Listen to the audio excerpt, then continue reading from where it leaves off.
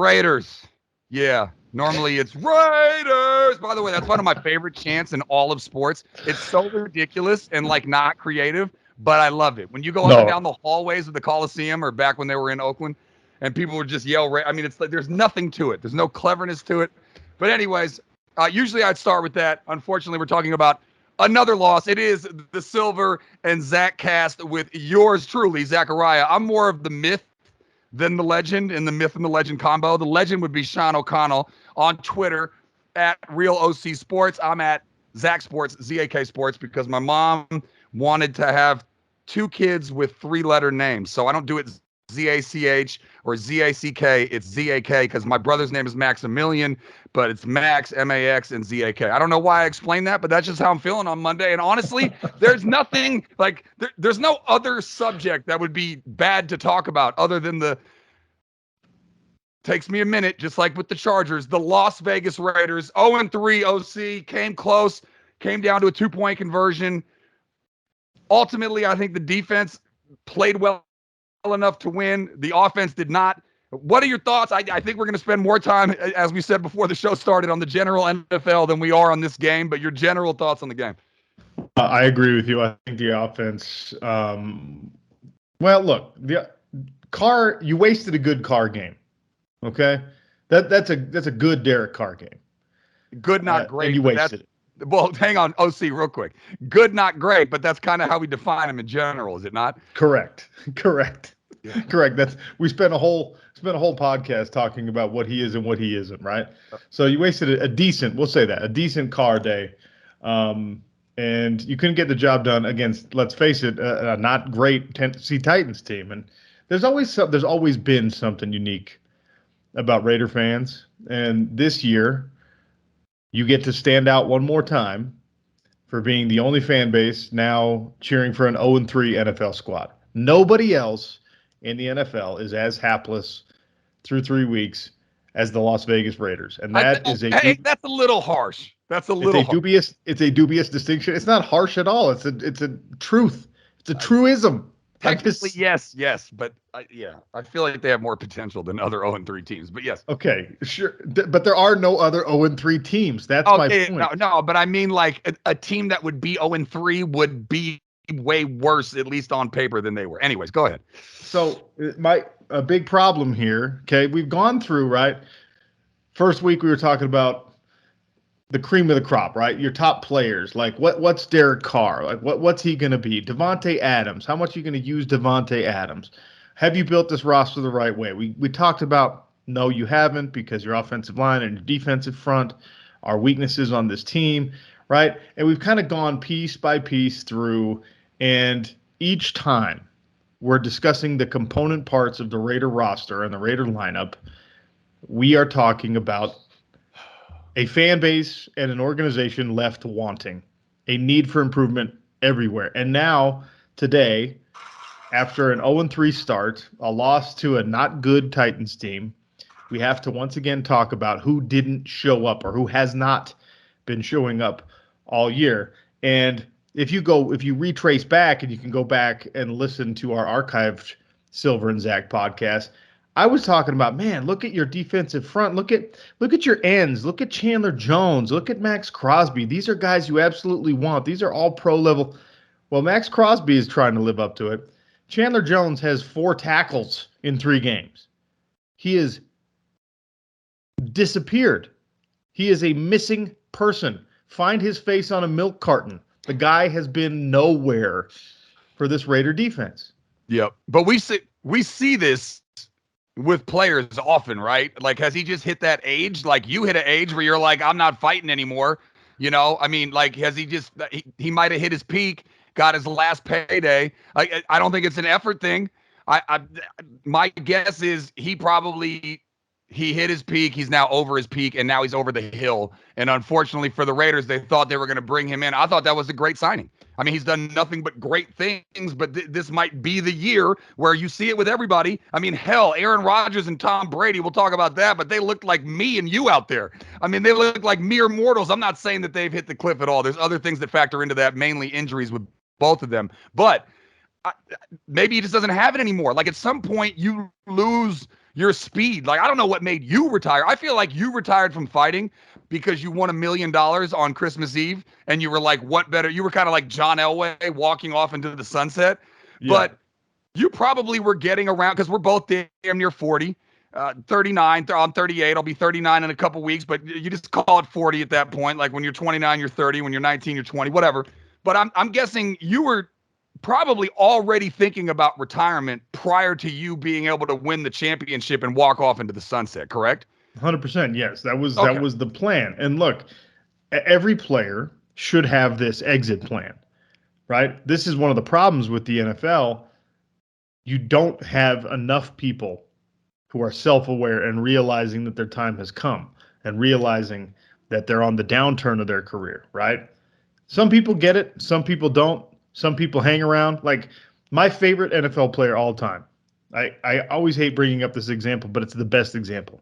My favorite NFL player all time is Jerry Rice. Okay.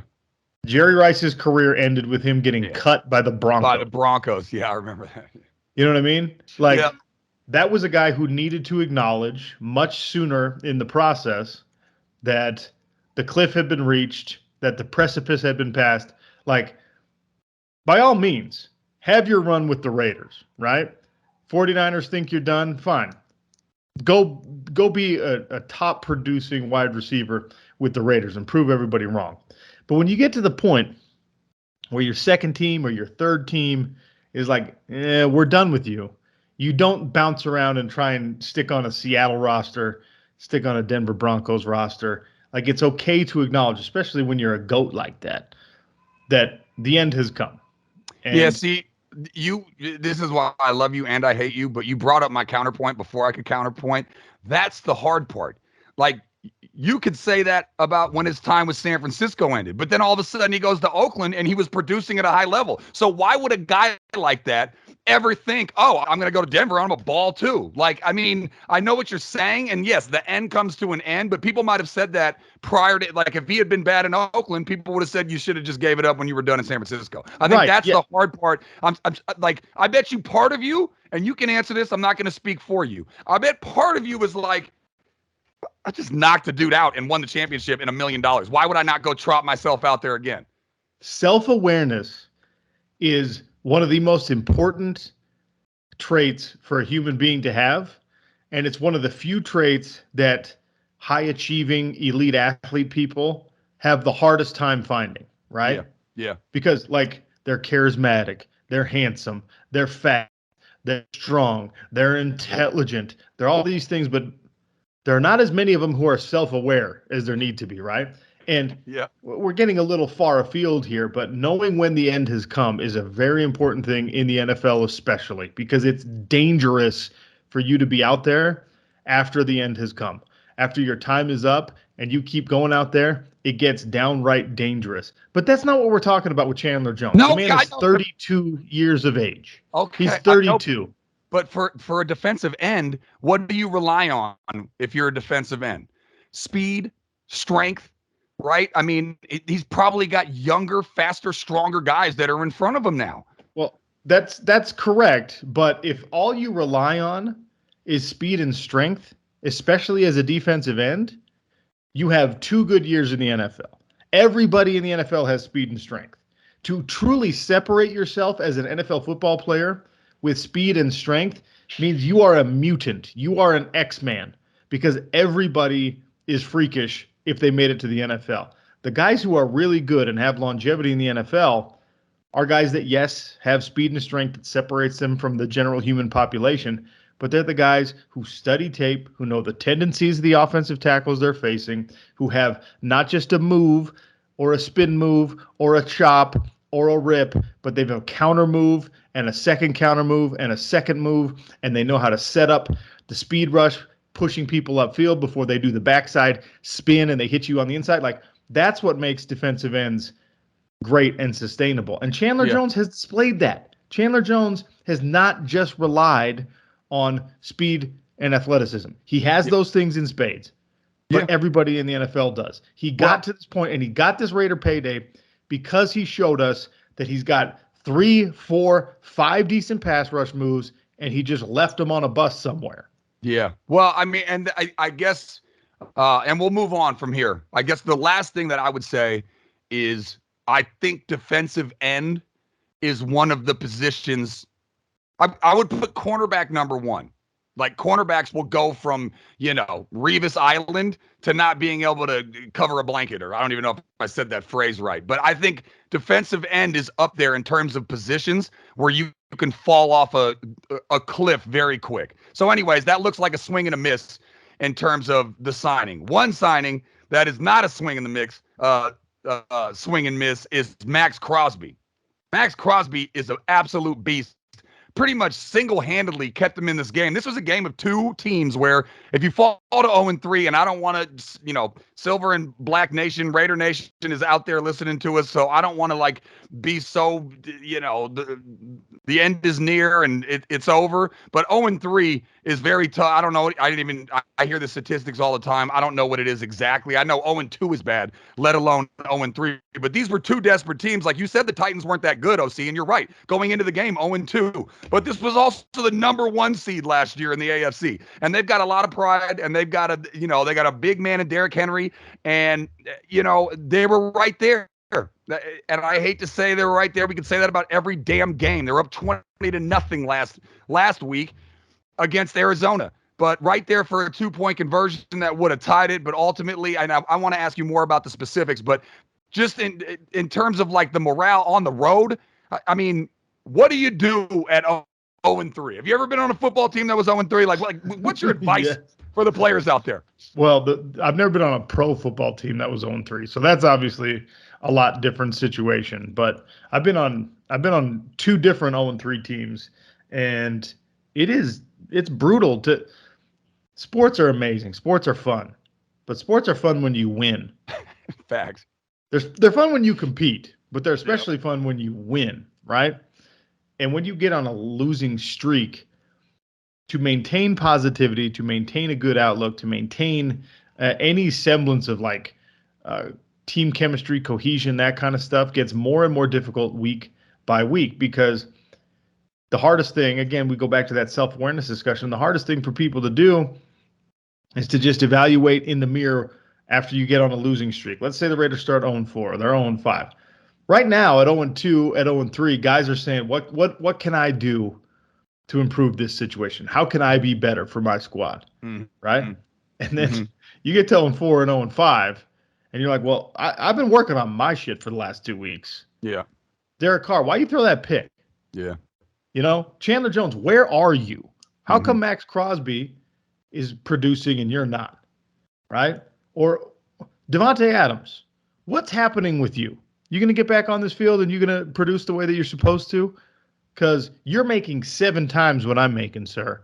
Right? That's where the difficulty comes in. And everyone's expected to be a professional, but there's no reason, there's no precedent, at least in recent history, for the Raiders to feel confident that they're going to pull themselves out of whatever the spiral is. This franchise has not been one that has overcome adversity as of late. So I don't know where you go at 0-3. I just know that it's going to get uglier and uglier. And I like that you, of all people, who generally not an optimist, are being optimistic. No. Yeah. Finding things to like. I think they're the best 0-3 team in the history of the NFL. So I mean, I can say that. And good news. Go ahead. Good news for the Raiders is they play Denver next, and the Broncos are not good. Yeah, you've been hard on Denver. They're not good. But Russell Wilson, they're going to figure it. It's the first time. I just hope they don't figure it out when they play the Raiders. But anyways, I guess the good part that I can take from that, because a lot of that was very cryptic, is that you're saying at 0-3, it's not quite at the level of the 0-5 where everybody's looking around saying you're making more money than me. Okay, so. Well, look, because you got Denver, and then you got a road game in Kansas City. You ain't winning that if you play the way you've been playing. Well, I don't know. Denver, Kansas City lost to the Colts yesterday.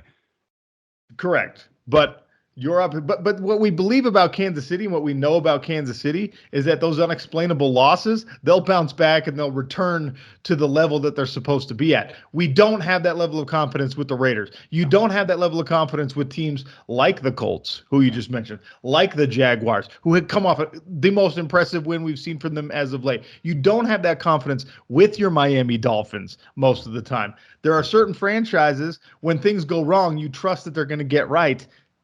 Do you believe that about the Raiders? Find every Raider fan you know and put a gun to their head and say, do you believe that the Raiders, when things go bad, will turn it around and get right? And not one of them is going to tell you with confidence, yes, I believe that. Yeah. Okay. So, you know that I have like some sort of affiliation with the Miami Dolphins. Not that I talk about it on this podcast. So I had to go to Bobby G's Pizzeria. By the way, I should get them to sponsor our podcast, by the way. And I sat down to Raider Ron. I don't know if you know this about Raider Nation. Oh, you do. You did a show in the Bay Area for some time. Everything is Raider something. Anyways, this guy was Raider Ron, total lunatic. If he's listening, because I gave him the link to our stuff, I'm not insulting you, Raider Ron. I'm saying that as a compliment. You put the fan and fanatic. He was dressed to the nines in silver and black, and we were side by side. I made him put the Dolphins on one TV. He had the Raiders on the other. We were rooting for each other's team because I told him, the Raiders are like my second team. I'm from Berkeley. He asked why the hell I'm a Dolphins fan. I didn't get into it. But yeah, I mean, he's ultimately, I guess the phrase would be cautiously optimistic. Like, he's totally positive in terms of rooting for it and thinking that good things will happen. But there's also like the tuck rule in the back of his head thing where it's like, it's almost like he's like jaded, like if you have a bad husband and you're hoping he's going to be better to you or whatever, but like you're always in the the memories of the past. Anyways, that's how I would describe it. But I'm gonna be glass half full guy, OC, and I'm gonna say it's the best 0-3 team in the history of the NFL.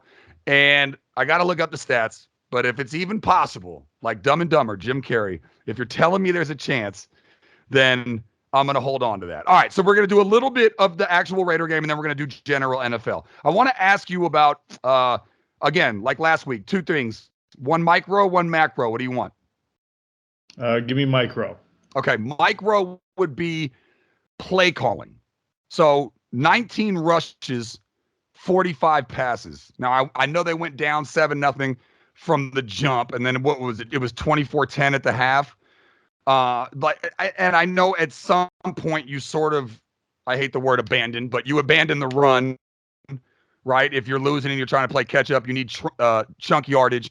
And then also looking at just Devontae Adams's numbers, he had 10 targets, which means they were going to him, but only 5 catches and 36 yards. And who knew Mac Hollins would be your stud at 8 catches and $158 and a touchdown. But just in terms, are you a big proponent of if you're down, you can't afford to run the ball because of the amount of time, obviously, it takes more than a pass? No, I'm not. Now, if you're down 4 scores early, then you have to start making those calculations. But with 2-minute warnings, with obviously your timeouts available to you in the NFL, there's no reason why you should abandon the run early, unless we go back to the general theme, unless you know that your run game is deficient, unless you know that you don't have the talent, line. Because your offensive line can't move. Hey, give us credit. Give us credit. Hang on, let me check here for the listeners. We've gone 18 minutes and 38 seconds running without bringing up the offensive line. So kudos to us. But yes, go ahead. Back to your point. Sorry. So philosophically, from a time management standpoint, especially like your question, no, you don't abandon the run early because you're down 24-10 even.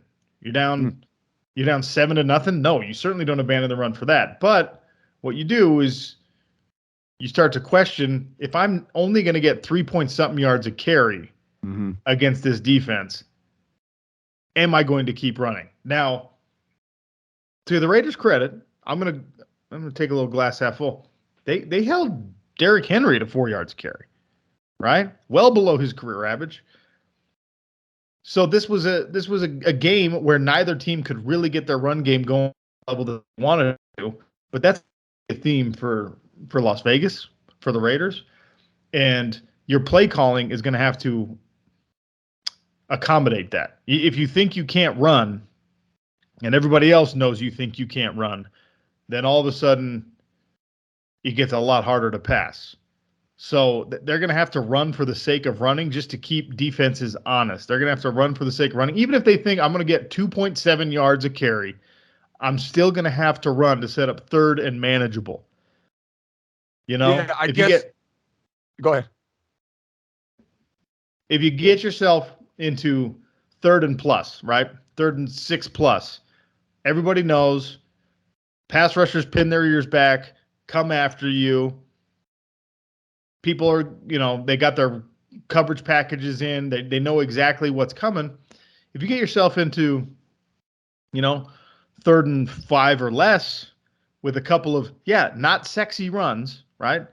2.7 yards a carry twice on first and second down gets you into third and a long 4, right? That is manageable. You're going to have to do it just for the sake of keeping a defense honest and opening up possibilities for the guys that everyone's being critical of right now, right?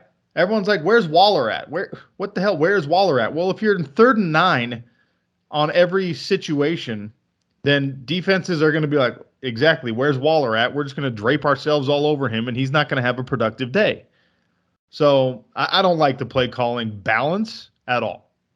Well, I'll tell you this. First of all, where's Waller would be like a great T-shirt if they had Waller in Where's Waldo's outfit. And I'm probably dating myself. People listening. Print it up. No, print it. Everyone knows. Everybody knows Where's Waldo. You could still go to a bookstore and find Where's Waldo.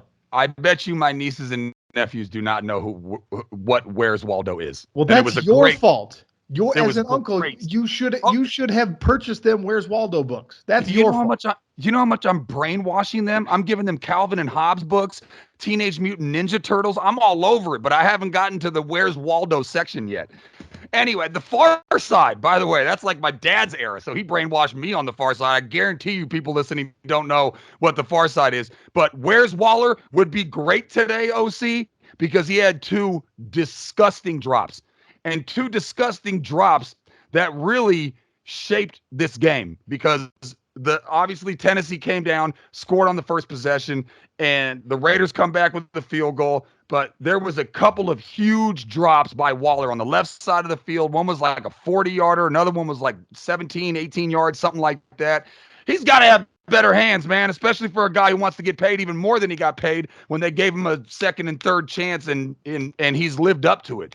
But yeah, frustrating game. And just in terms of the play calling, I just look at it and I go, like you said, the Raiders defense held the Titans to 4 yards per carry. 4 yards per carry as a team, 4.3 for Henry. But that's doing a solid job. But they ran the ball 27 times. And you're going to look at these numbers and you're going to see that they're very similar because it was a very close game that came down to a 2-point conversion. I just look at it and go, 45 passes and 19 runs. The Raiders ran more plays than the Titans.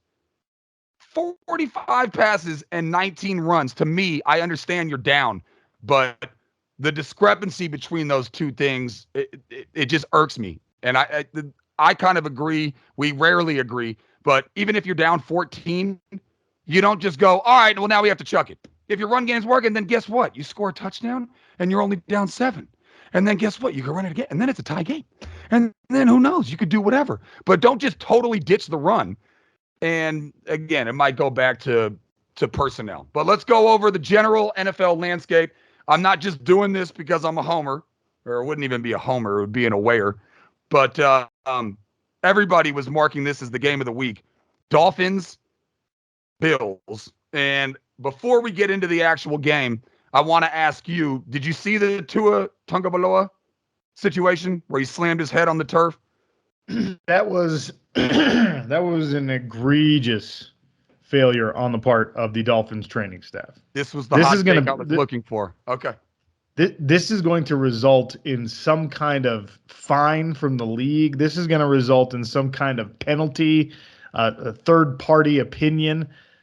Tua Tagovailoa smashes his head on the turf, gets up, stumbling, and the excuse from the Dolphins organization is my neck and his back. My neck his and back. my back.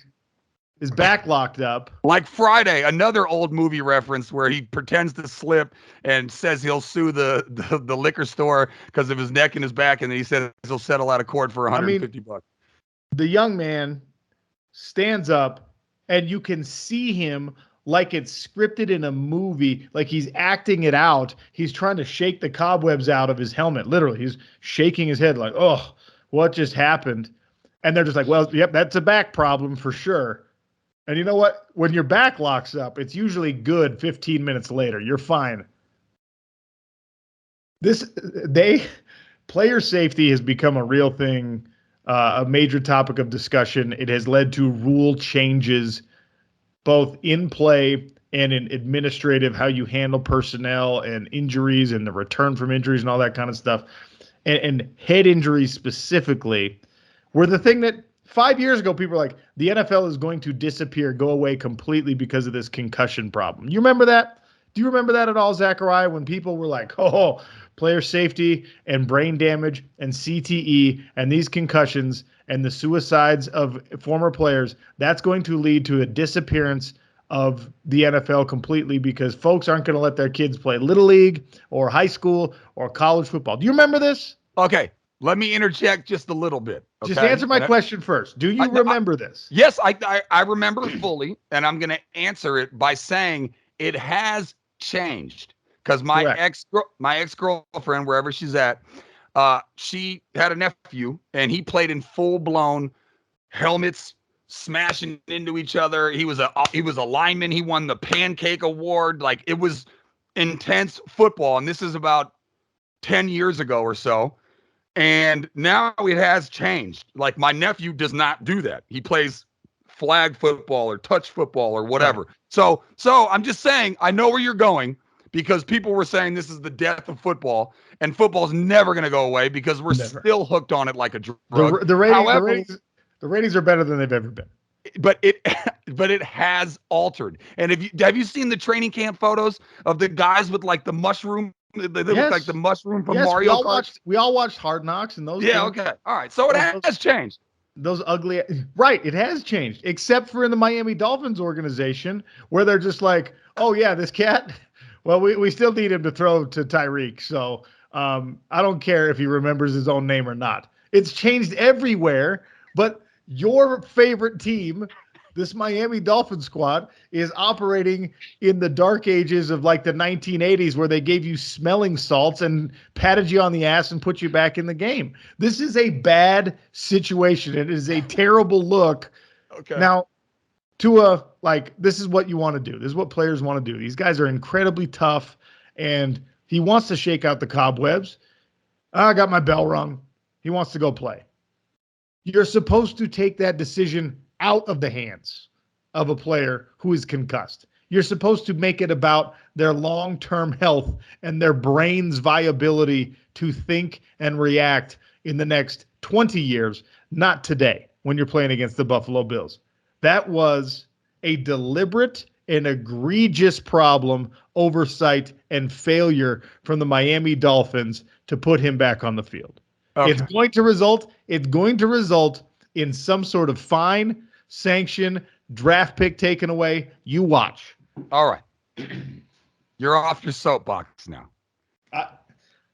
I come from the world of combat sports. Well, that's what I was going to start with, is that this is coming from a guy that would get repeatedly beat in the face and show up to work to do a radio show where he cannot even see out of one side of his face because he got beat so badly. So the irony I won that fight. I know you did. You won all the fights. I will say this. I feel like in 2022, and that whole rant that you went on about how people said football was going to die and safety protocols and mental health and concussions and all that, don't you feel like we're at a spot where the Dolphins can't think that they can get away with that? Now, I saw that the NFLPA is going to do an investigation on it, but there's no way. Call me an idiot, call me a wayer or homer or whatever. I think there's no way, even though it looked, I mean, a 5-year-old could have watched that and said, that guy looks like he had a concussion, or he looks woozy, or he looks out of it. And that's not really what you associate with your back. My brother has back problems. I know how debilitating it can be, but that didn't look like a guy with a back issue. That looked like a guy who slammed his head on the field, which you could see, and then got up and was not there. Like stumbling, bumbling, had to be held up. And then even the offensive linemen, and they're like cavemen. It was like, dude, you got to go. And luckily for the Dolphins, that came at the end of the half. Because if that had came in like the middle of the fourth quarter or something, then I think it would have got even more attention. But I just find it hard to believe, and you can say that I'm naive, OC, and tell me that I'm wrong. But I feel like in this day and age, there's no way the Dolphins medical staff went back there and said, yeah, he clearly had a concussion, but let's play it off like it was a back injury and think that they're going to be able to get away with it. And I could be wrong, but Tua also himself said it was a back thing. Yes, because what does Tua Tagovailoa want to do for his team? Win and play. He wants to play and help them win, right? Yep. And look, there's a long history. I mean, there are decades of history of NFL players strapping back up and going out there a quarter after being concussed.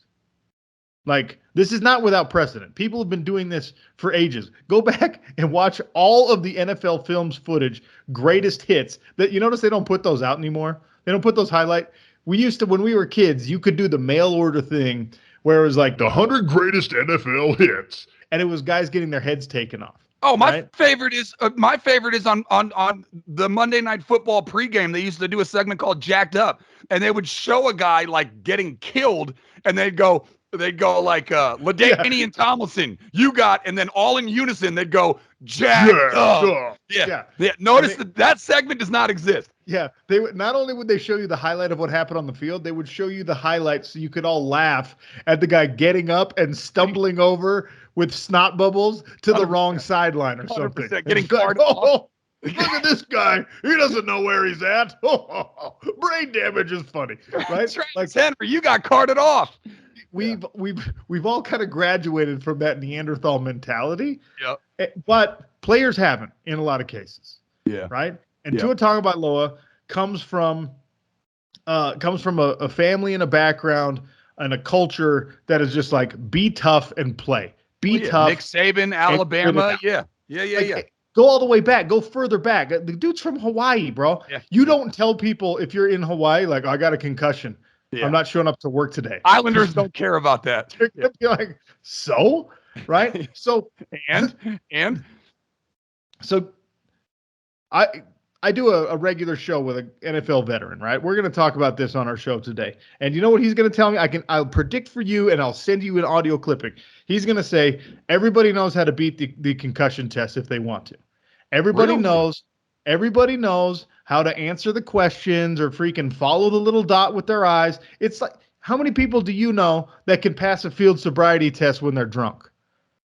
A lot. I also know a lot of people that can, when they get hired for a job, get out of a weed test that smoke a ton of weed. Right. I don't even. Yeah. No, I hear you. People know ways to circumvent these and the concussion protocol tests. I've never been through one, so I don't want to speak above my level of knowledge.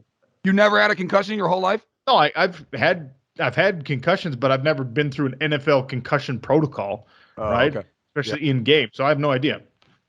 But there are ways around everything, and especially with the timing of that and heading into half, obviously Tua, the Dolphins, whoever figured out a way to pass the concussion protocol test and go out and get the biggest win biggest regular season win that franchise has seen in a decade. Yeah, at least. Right? And so that's what happened. We all watched it. There was an executive decision made by Tua. I'm going to put the responsibility on Tua. And everyone else was just like, okay, kid wants to play, let him play. Right? That you're not supposed to allow that decision to be made by the player who's concussed. Well, let me ask you two questions then. Number one, do you 100% feel that he had a concussion?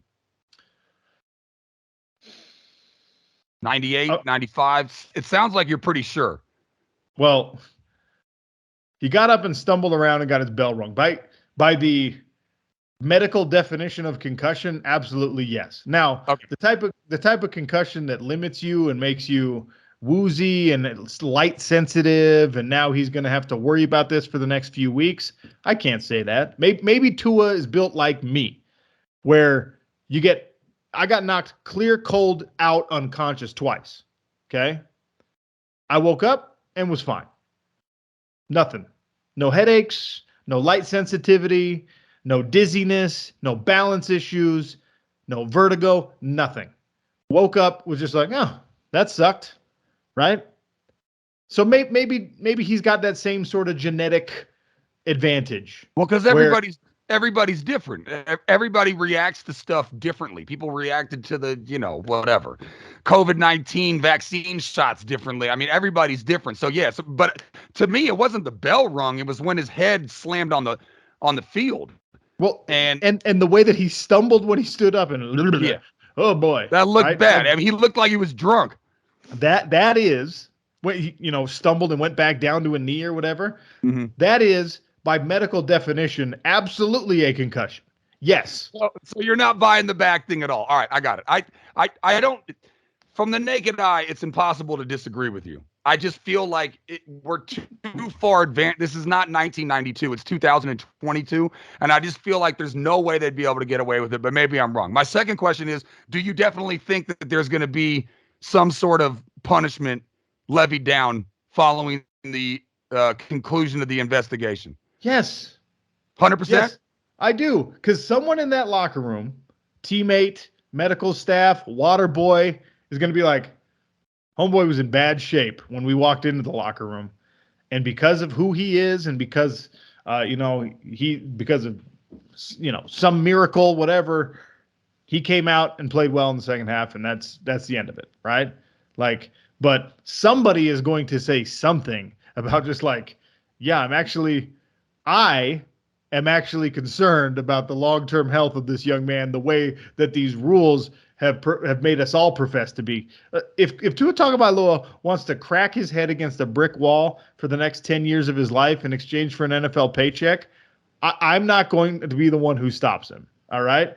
I'm not, like, for me, Sean O'Connell, I'm not going to be like, dude, you can't do that with your life. I would advise him against it, but I'm not going to be the one to stop him. It's not my job to, right? Okay. There are people whose entire jobs in that organization are to be compliant with this, are to stop the NFL from these, from dealing with these lawsuits and these stories that threatened to quote unquote kill football a few years ago. And we both know it's never going to die, but like there's 15 steps in this process. And somehow, some way, because it was halftime, the Dolphins skirted like 7 of the 15 and got him back on the field. It was the back, OC. It was the back. All right. A lot of our fan base is from the Bay. Some like the Niners and the Raiders. I don't like the split hats for the Giants and the A's, but some people like both teams. We got to get to your Niners, my friend. First of all, was it the Rockies against the Giants last night? Because I'm sorry, 11-10 looks like a baseball score, not a football score. Jimmy G got a lot of love, got the win. Trey's out for the year. That was ugly, and even uglier because he pulled the Dan Orlovsky, or however the hell you say that guy's name, stepped out of bounds into the end zone. That, my friend, is a safety. He threw a pick 8. Normally people say a pick 6. He threw a pick 8, 2 for the safety, 6 for the touchdown. Well, the safety took away the touchdown and kept you within striking distance. So the safety was actually... I see where you're going. You're saying almost the good thing. You know what? It was a good thing. Do you know what the protocol is for a punter who's standing in his own end zone and the snap goes bad? What he's supposed to do? Thank God the Dolphins won that game, because otherwise everybody would be talking about the butt punt. Not the butt fumble, the butt punt. When the punter kicked his blocker. By the way, you did a lot of special teams. Can you explain how that even happened? Is that on the punter or the guy blocking? I don't know. It probably is on the guy blocking. But let's stay on task here. If Mitch Wishnowsky, the 49ers punter, is standing in the end zone and he drops the snap or the snap comes skittering back to his feet, do you know what he's supposed to do? I think kick it out of the end zone. Yes. What you are coached to do in that situation is take the safety. Mm-hmm. Everybody knows. Okay. If you're the punter, you take the safety. Jimmy G just did that. He was just like, I know that this pass, I'm terrible at my job, so I know this pass is going to be a pick six. So instead, I'm going to take the safety first. He's not terrible at his job, and I don't think he did that on purpose. He's but yes, terrible at his job. And I expected, it took us 50 minutes to get here. I expected that this podcast was going to start off today with you come crawling to me on your knees, apologizing for all the times you've disagreed with me about my take that Jimmy G is inadequate as a quarterback in the National Football League. Why would you expect that? He's a solid. First of all, give some credit to a fantastic Denver defense and give some credit to the fact that it was at Mile High. Yes, Jimmy G didn't have a great game. 18 for 29, 211 yards. But also, he should have thrown 2 more picks, but the Denver Broncos dropped them. All right. Well, let's not get into we're like a married couple. Let's not get into a spat. I actually had a macro question for you, which I don't even know if I got to the macro. Yeah, the macro question was about Josh McDaniels, but whatever. We can save that for another podcast. My macro question here is I've got Niners fans all around me, unfortunately. And people are talking about Mike McDaniel and how much he had to do with the Niners' success. And a lot of questions about Shanahan right now. And I'm just wondering, what do they call it? It's not Niner Nation, it's Niner Faithful. The Niner Faithful fan group, where are they at right now? Because that was ugly. 11-10, you cannot lose a game 11-10. I'd rather lose 55-0 than 11-10. A literal baseball score. I mean, you'd rather score 0 points than 10 points? I love that. Yep. It's amazing. 100%. No. Look, I'd rather go into the locker room losing 56-0 than 11-10. There is no excuse for not scoring 12 points. It is a natural thought process for a fan base, for a general manager, for people to look at something and go, wait, was I this whole time misattributing the success of my franchise and my dynamic run game and my offense? Was I giving credit to someone who doesn't deserve the credit? Because how many times have we seen this in college football and NFL football when it's actually the guy behind the scenes that's pulling the strings and calling the plays, or maybe it's the GM who's got the perfect recipe for acquiring draft picks and whatever else, getting talent on the field. And then you're like, oh, this head coach, man, this coach is an absolute monster. This Jimbo Fisher, he's amazing. Give him all the money in the world to go to Texas A&M. It's just like, no, just turns out he had a good, better example. Remember when Ed Orgeron was the head coach of arguably the best college football team ever at LSU? Mm-hmm. Joe Burrow and Joe Brady won him a national championship. And Ed Orgeron, as soon as Joe Burrow and Joe Brady were gone, got run out of town. Went from national champion, hometown hero, look at this man, to fired in 2 years. Because the folks that I guess actually your made overall it possible. point is you give more credit to the players than you do the coach. Well, and not just the players, right? But like sometimes the head man, sometimes the face of the organization who's getting all that credit is actually the beneficiary of not just the players, but an assistant coach or a play caller who's making him look like a genius, right? So maybe it's a natural process. I'm not ready to say that Shanahan's a bum and Shanahan doesn't know what he's doing and that Mike McDaniel was the architect of the 49ers' success.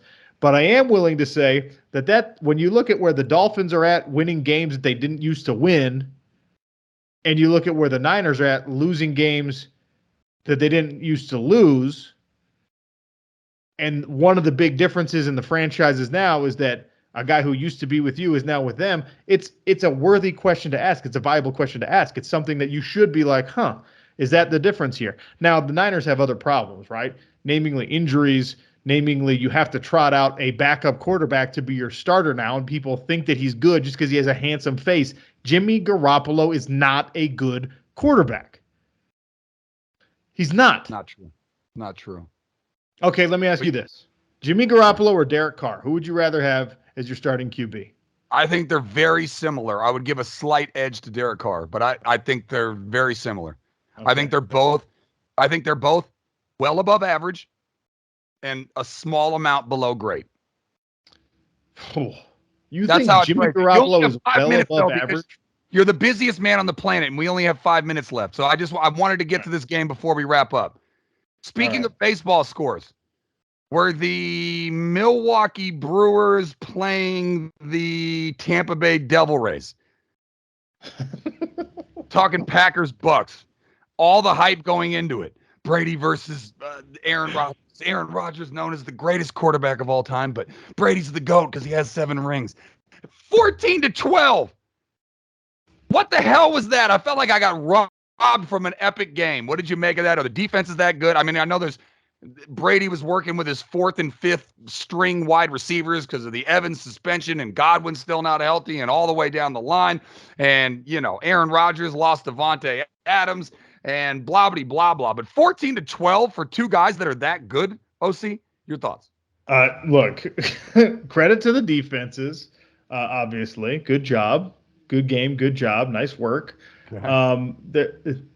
Tampa had no run game. Tom Brady has nothing to do with that, right? Tom Brady cannot save you in your run game. The Green Bay rush attack was equally bad, if not worse. More productive, but in terms of yardage, but just as bad in terms of average. They ran the ball 25 times and got 67 total yards, Green Bay did. A lot of that credit goes to the defensive front for Tampa.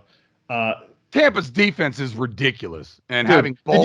Did you see Vita Vea, 355-pound nose tackle, Vita Vea, dropping into coverage, breaking on a ball, and tackling and knocking the guy out, knocking the ball loose because he's just the sheer mass of a human being that large coming at you that fast. Like, the dude looked as nimble as any linebacker in the league. It might as well have been Devin White back there, but just a 350-pound version of it. It's amazing. When people are that big and can play the role of people 100 pounds less than them, it really is a sight to behold.